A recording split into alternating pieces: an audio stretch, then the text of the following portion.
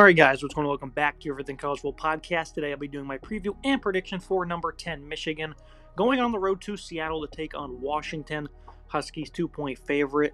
40.5 is the total, very low number. 7:30 p.m. Eastern Time live on NBC. Kicking things off with the Michigan offense. This is a team that's coming off two straight 27-24 victories, pretty much carbon copies of each other. As you know, they've really just been reliant on the run game's success in the first half.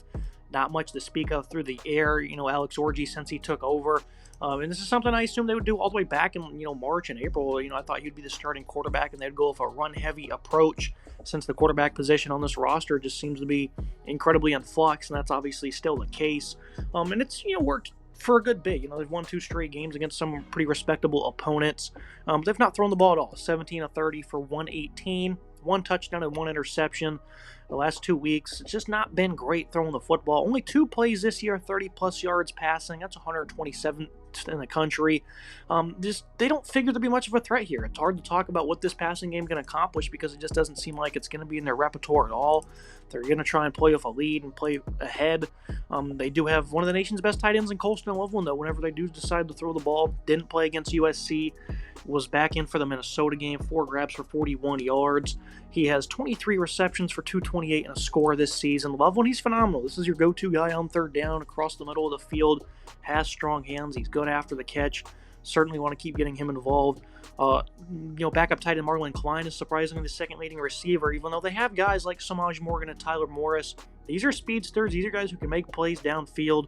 If you're creative with them, put the ball in their hand, they can certainly make things happen. And they've tried to with Morgan. He's got 62 yards on 12 receptions. That's a pretty horrendous number for a pass catcher. And, he didn't play against Minnesota, but in the Arkansas State and USC game, and even the opener against Fresno, they're trying to get him the football. Not much happens. They ended up getting a late touchdown against Texas, so I guess that kind of boosts his numbers up a little bit. But they're just not having any success at all pushing the ball downfield due to limitations they have under center. Orji's just not that good of a natural passer. I was watching some high school film of him, and he had some positive attributes, but they just don't exactly translate to the college game without, some good development. It's really hard for him to develop at this moment in time because they got to win football games, and this is the system they're going to rock with, and that is, Orji operating with his legs, starting, moving to that part of this unit. He's got 113 rushing this year on 32 attempts. The last two games he's gotten over 20 combined carries. Didn't really do much against Minnesota. Against USC, had over 40 yards. They're trying to keep the ball out of his hands, but also the defense respects that he has those abilities because this is a big player, 6'3", 235. He has a lot of size. This guy can fall forward. So even though the numbers aren't exactly there, the threat is being respected by the defenses, and that enough is a big boost for this offense. Khalil Mullings, this guy, a former linebacker, a physical specimen, 6'2", 233, has taken over this backfield. 540 and 6 touchdowns this year. He's coming off 3 straight 100-plus yard rushing games. 7 yards per attempt this season. He's just been a bell cow for him. Very good runner. And of course, you got, Edwards right behind him, Donovan Edwards, 258, 2 touchdowns. He had a big score against USC. Went right back to being quiet against Minnesota, even though he did have a, pretty respectable game the week beforehand against Arkansas State. Edwards is just a shell of himself. He still has, compared to his old self, that is, he still has good vision from time to time. The explosiveness can be utilized. He's just a guy that's really struggled to be effective and efficient. It definitely gives them a nice 1-2 punch, though, for when this offensive line is clicking and when the line creates holes for him. These are two guys that are tough to slow down. So phenomenal 1-2 punch. Mullings, though, if they didn't have him, man, they'd be in a world of hurt with this rushing attack. This is a bit of a three-headed monster that Michigan now has. And again, the respect the opponents are going to show to Orji is certainly giving them a significant boost. 194 yards per game against USC. A big chunk of their yards, they had 3 carries of, I think it was 50-plus yards, 40-plus yards, something like that. They had 290 yards in that game, a lot of it coming off of just a couple of plays. And then this past week against Minnesota, only 155 rushing. Mullings did a lot of it by himself, less than 4 yards per attempt. So it seems like some of the steam might be wearing off on this rushing attack. But the good news is, if run games do travel, they certainly can still be effective and efficient with their physicality. In this offensive line, Sharon Moore, of course, that's what they breed. It's just a physical group, and Miles Hinton at left tackle has been phenomenal for them. Josh Pearby, the Northwestern transfer at left guard, has been very stout. So that left side's pretty sound. The rest of the unit at times. Dominic Guidance at center has been a good player that they've slotted in. That's been a strong position for them the last couple years. Giovanni El Hadi at right guard, and then right tackle Evan Link. He is just a big weakness for them. He's been abysmal in pass protection, so they certainly don't want to have to pass the ball a whole lot. Third and long, as it might be time for them to tee off, even though the pass rush they're facing isn't anything special. He's just not been that great. This is a guy who, at right tackle, is a big problem for them. But nonetheless, this is an offensive line that has size. They do have experience for the most part. Some of these guys have been in the program for a couple of years. And, of course, the physicality is something Moore's going to preach day in, day out. That's something they've done a good job of so far this year. So the Michigan offense, pretty stale. It's just one-dimensional. It's a very physical run game, but, this is what they've done very well over the last couple of seasons, just pounding the rock, eating up time of possession, and they want to operate with short fields. That's where the defense comes into play, and then turnovers, of course. That's what they've done really the last 2 weeks. That's how they've won games. Is they start early on, the defense, forcing 3 and outs, gives them short fields. This offense has been able to grind down and just have a lot more plays than the other team, and that allows them to get out to these bigger leads. But in the second half, when the defense gets a chance to rest and they make some adjustments, they've not been as successful. And I think that's certainly something that they have to be able to counter adjust themselves, is play with some better tenacity in the second half.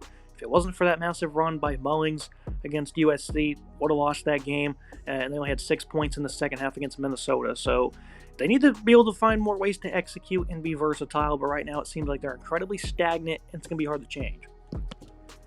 Moving to a Washington offense that's putting up about 25 points per game.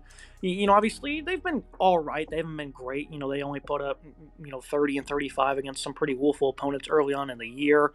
Beat Northwestern 24-5, put up only 18 against Rutgers. This is a team that replaced every single starter, every coach too, so it's certainly a big work in progress for them. But the good news is that they do have this bridge in Will Rogers with Jed Fish, who I think is a perfect system together. This offense features vertical, horizontal passing concepts. Certainly some long developing routes can be in there. Somewhat, I guess you could call it an air raid system, but not fully. Fish certainly runs a completely different offense than that. Rodgers having a great year, though. Figured he'd be a great fit. 4th in FBS with a 74% completion rating. Has played lots of football. Has seen tough defenses. Typically, the best way to slow him down when he was at Mississippi State was just send an abundance of pressure. Also being a little complex and confusing in the secondary. When they played Alabama, for example, they were just awful. This isn't the air raid, so it's much different. And there's going to be, plenty of variations because, Alabama, when they played the air raid, they were just completely shutting them down. There's nothing they could do to move the ball. So I think in Jed Fish's system, it's not going to be the same. So I think Michigan, that's what they want to do, though, still spark a lot of pressure because they're capable of slowing this quarterback down because they have a phenomenal D-line. Their secondary is capable of, being confusing with Wink Martindale, especially with their nickel blitzes. So it's kind of the same stuff that he saw at Mississippi State that he certainly struggled with. Again, different offensive system, but I think you're going to see a lot of that same thing on Saturday night. This is a great receiving group he has, though. Denzel Boston, he's been on a tear since entering conference play. I figured this would be a guy that would be a nice receiver for them this year. I didn't think he'd break out like he has, though. 30 receptions for 412 and 7 touchdowns. He has 4 of those TDs over the last 2 games, 120-plus yards in each of them. Against Northwestern and Rutgers. So, this has been a very good player for them. And then before that, against Wazoo in the loss, he had a season-high 8 receptions. So this guy, he's picking up momentum on a weekly basis. Giles Jackson, one of the only guys that returned from last year's team, leads the team with 34 receptions, 401 yards. And you have Jeremiah Hunter. He's been pretty quiet. He's probably the most talented guy in this receiving group, coming over from California. 200 yards and 16 grabs and only 1 touchdown he had all the way back in week 2. Still a focal point of this offense, though. Had 6 grabs for 67 yards against Rutgers. So this is a nice, formidable trio that Washington has here. The rest of the group, you have a couple of different guys with 100-plus receiving, including 2 tight ends. But, these guys haven't been consistent producers you're going to lean on. It's really those 3 receivers, and I think it's a good bunch for Washington. So I think Rodgers and these guys that he has, they can certainly make plays downfield. That's one thing that these 3 are really good at, is making nice hands catches downfield. So you're going to look to see a lot of that because there's going to be a lot of closely contested footballs thrown in this game. You look at the rushing attack for Washington, they've provided a really good balance. Jonah Coleman, transferred in with Fish from Arizona against a pretty good Rutgers defense, had almost 10 yards per carry, 148 yards in that game, a season high for him. He's putting up over 100 per contest. Cameron Davis, his backup, he's been somewhat efficient. This is a guy a couple years ago scored a lot of touchdowns for Washington, so they're also bringing to the table a very capable 1-2 punch. This is a fully revamped offensive line, though, and they've been good up until this point. Right tackle Drew Azopardi has been the biggest liability for them. Certainly feels if this is the biggest test for the interior O-line, it's going to be a major problem for them. The good news is they do have that great elusive runner in Coleman, who's great on outside zone runs. Maximus McCree at left tackle. He's been the best lineman, I think, for them. The interior has been stout for the most part, but I think this is an opportunity where they might struggle. And Nakvahai at right guard is one of those guys you got to look to.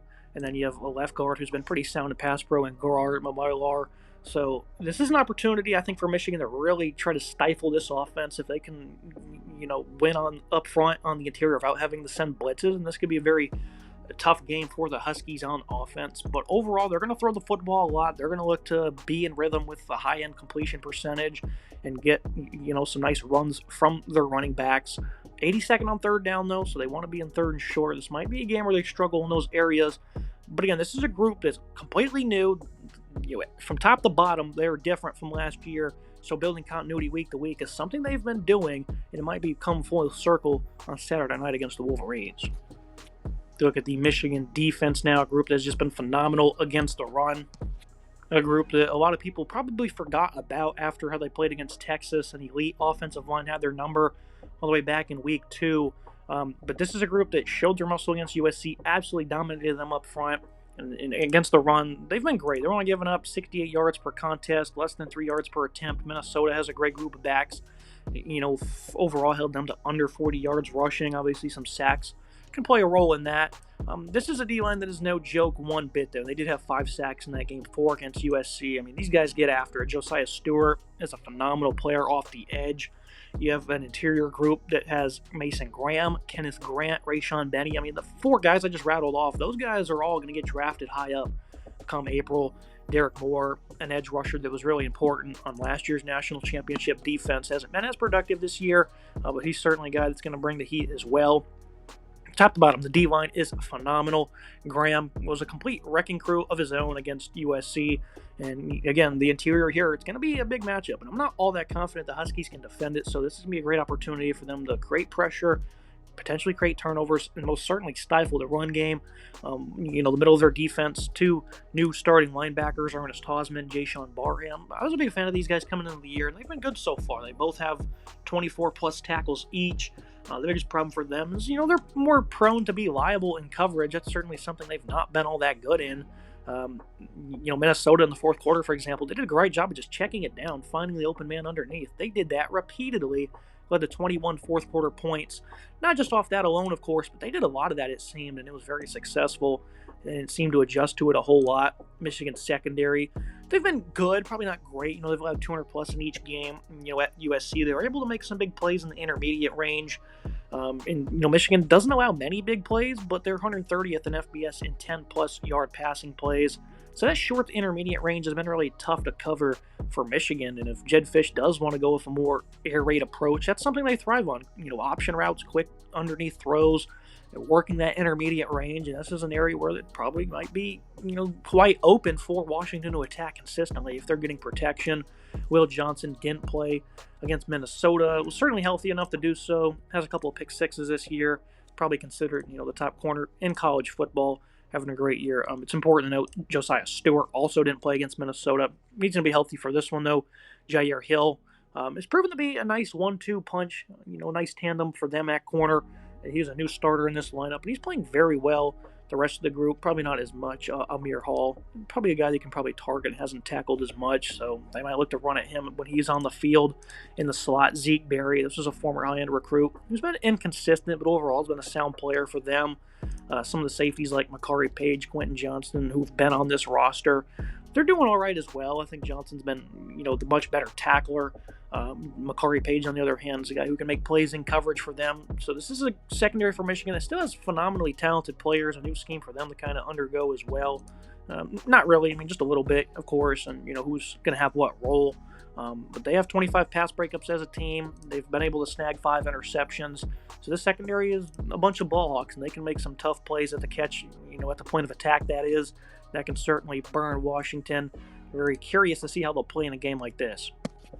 You look at the Washington defense now, a group that's been, all right against the run. It wasn't the prettiest day against Rutgers on that loss Friday night, 184 rushing, 2 TDs allowed against Wazoo. They gave up 130 plus in that one, almost 5 yards per carry.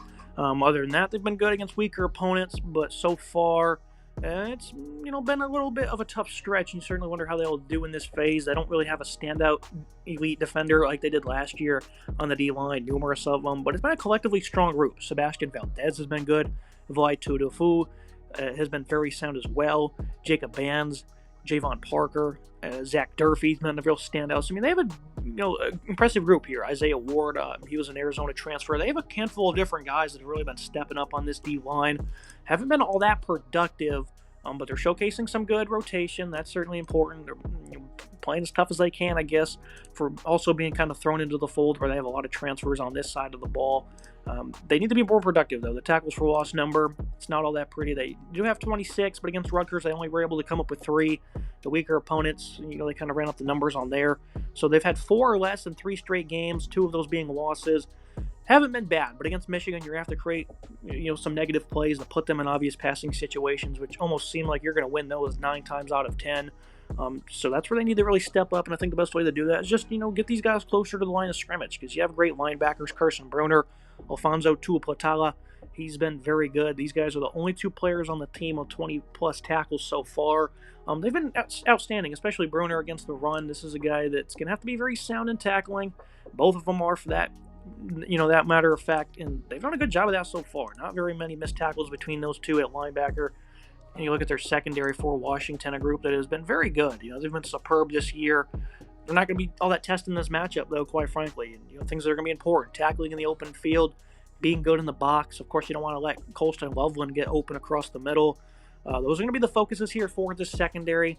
You have some DBs that have maybe been a little bit iffier. Ifeanyi Price came over from Arizona, and he's been a really good corner. Him and Thaddeus Dixon. He has been really good for them. Elijah Jackson, a veteran who doesn't get on the field too much. Jordan Shaw has been a pretty good mainstay for them in the slot. He's been battling around with Dyson McCutcheon. Cameron Broussard, Cameron Fabula-Kalanen. Fabula-Kalanen, he's a guy that's in the past proven to be really good against the run. A big physical specimen, played Michigan last year and, had a big hit or 2 in that game. These guys have been a little inconsistent when it comes to tackling and their run defense. You're hoping they're going to be put in some better positions to succeed here, being close to the Bucs. They're going to see plenty of that, I would assume. And they can't let that tackle bug, bite them in this game. They have to be sound. You saw it against USC. Trojans dominated the second half, missed 1 tackle in the secondary 60 yards later. A couple minutes later, the game was over. So have to be sound in that regard. Can't make too many mistakes. And I think going back to the linebackers for a minute, these guys have been great for this team. Real enforcers there. Need to be strong in tackling and staying disciplined in the flat. You can also say that for the secondary. Not letting guys come across the formation and leak out, especially Loveland. Don't want to let him get lost. When they go into these tighter sets, they might have 2 or 3 tight ends out there. Letting them get behind you could be something that burns you. It's a play like that or 2 that's going to be make or break the game for Michigan, so you cannot let that happen. Defense is too good. If you do this against their offense and allow them to have big plays, it's going to be bad for you. So, even though this defense is a little bit iffy at this moment in time, I think, Steven Belichick, he's going to have something up his sleeve. I think he's going to have a good game plan. It's going to be up to these guys to execute. Well, we have the tail of the tape, the team comparisons at quarterback, clear edge there. Even though Jonah Coleman's very good, Michigan, great 1-2 punch there. Wide receiver, also a pretty easy nod for the Huskies. And the rest of the way, the offensive line, in favor of the Wolverines, and then on defense, they get clear edges there. Not much you can do to really argue with that, I don't think. Even though the Huskies' defense has been pretty sound, it's nowhere near as talented or as deep as the Wolverines. Moving to the final thoughts and the prediction, keys to the game, I think for Michigan at some point, I felt after the USC game that every game they play this year, it's going to be close. Pick the opponent to cover in every single game if they're an underdog, especially if it's more than a couple of points, because they're just not capable of doing so. Going on the road, you need 150-plus passing. That's might be all you need with this run game. At some point, you're going to have to do it. This is now the time to do it, going on the road to Seattle. Probably got to force 2+ turnovers. These short fields, they really seem to execute on. Even forcing 1 turnover might seal the deal for you. And I think the Huskies, don't let the pressure affect Will Rogers and the rhythm. This offense has to stay in sync. Got to stay ahead of the sticks. Got to avoid 3 and outs. Even if you get to the 40 and you punt the ball, that's all right. Field position is going to be very crucial in a game like this. Cannot be stagnant the entire contest. And like I alluded to, the DBs need to be consistent. Haven't been all that strong for them, and the aspects that they have to in terms of run defending and tackling. That's gonna have to be changed in this game. Got to do it to a better tune. I'm gonna take Washington. The poll, I guess, the de facto upset. In terms of the rankings and the records, it would be an upset because Michigan, number 10 in the country. Washington has 2 losses, but they are the favorite coming into this game. 22-13 final score for me. I just think this is the game where it comes full circle for you. Going to a tough environment in Seattle against a team that's a pretty solid football team to this moment in time. They've played good ball. Probably should have won the game against Rutgers. Had a few mistakes in that one. They certainly want to hold back.